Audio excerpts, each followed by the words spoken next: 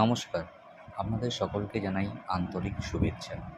আজ আমরা জানব বিশ্বকবি রবীন্দ্রনাথ ঠাকুর সম্পর্কে কিছু গুরুত্বপূর্ণ ও অনুপ্রেরণামূলক কথা।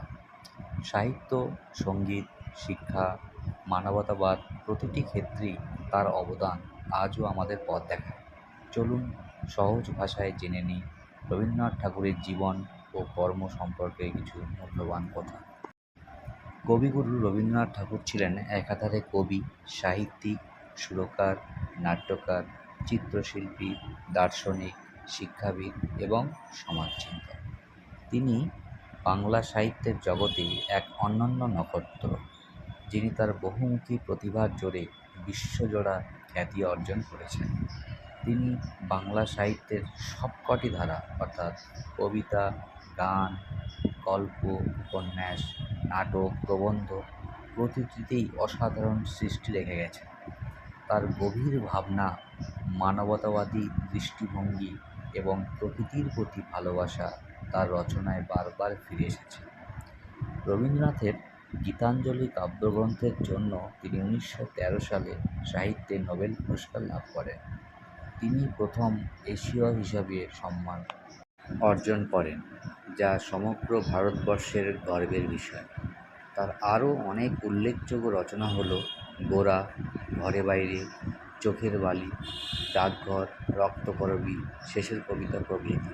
তিনি প্রায় 2000-এরও বেশি গান রচনা করেছেন, যা রবীন্দ্রসঙ্গীত নামে সমগ্র বিশ্বে সমাদৃত।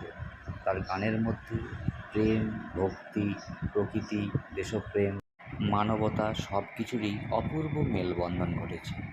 আমার সোনার বাংলা, আমাদের জাতীয় সঙ্গীত এবং জনগণ মন অধিনায়ক আমাদের জাতীয় সঙ্গীত হিসাবেই তারই অমর সৃষ্টি।